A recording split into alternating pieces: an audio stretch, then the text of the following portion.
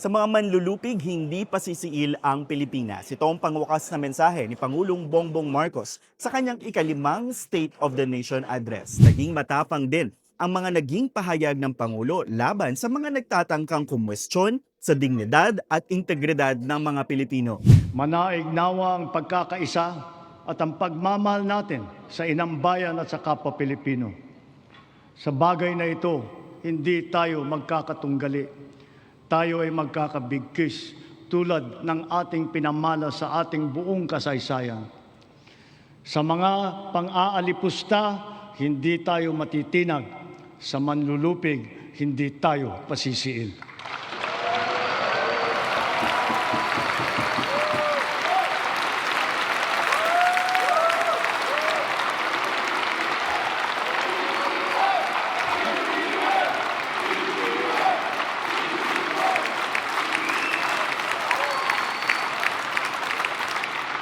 Our unity and collective consciousness are challenged now greater than ever before. A common threat lies before us, directed against our dignity and self-respect. Of late, our very humanity has been called into question.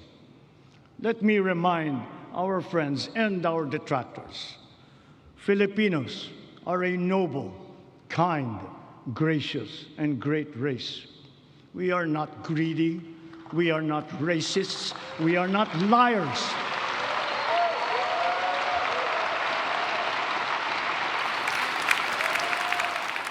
Samantala, ayon sa mga security official, ang naging mensahe daw ng Pangulo ay pagpapatatag ng posisyon ng Pilipinas pagdating sa West Philippine Sea at isang malinaw daw na mensahe ito na hindi kailanman isusuko ng bansa ang karapatan nito sa sarili nitong teritoryo.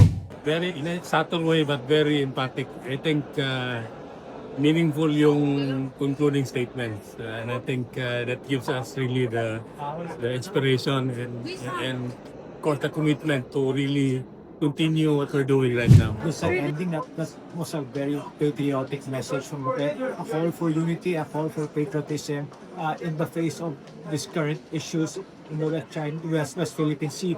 I think that was the perfect, that was the perfect ending to a great song. Maliban sa isyu ng West Philippine Sea, tinumbok din ni Pangulong Marcos ang naging krisis sa Middle East kung saan sinabi niya na walang naging pagkukulang ang gobyerno at naging proactive ang kanyang administrasyon mula nang sumiklab ang gyera sa gitnang silangan. Mga kababayan, sa ating pagbalik tanaw, kaya ko kayong harapin at sabihin na ginawa natin ang lahat ng nararapat upang malunasan ang mga epekto ng krisis. Agarang kumilos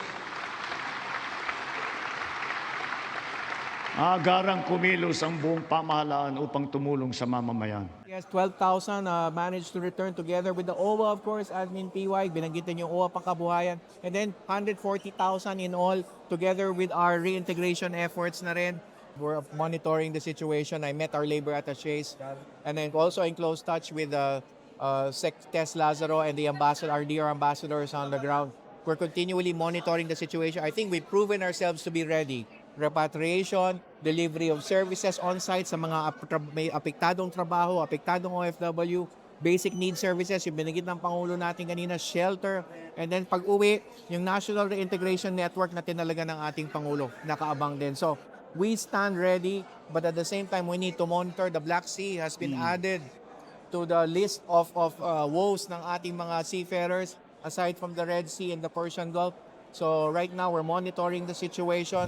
Samantala, bilang chairman ng Association of Southeast Asian Nations, binigyang diin din ng Pangulo ang pakikipagdialogo at paghihimok sa lahat ng mga partido na maging sinsero sa lahat ng pag-uusap pagdating sa kapayapaan at stability ng rehiyon. In ASEAN, joined by the entirety of Filipinos who by nature are peace-loving, re-echo our unified appeal for an end to violent conflict. We appeal to all parties for a heightened sense of community, to a return to the table, armed only with a genuine desire for peace and for normalcy. Para sa impormasyong napapanahon at on-demand, Tristan Udalo, Newswatch Plus, Batasan Pambansa.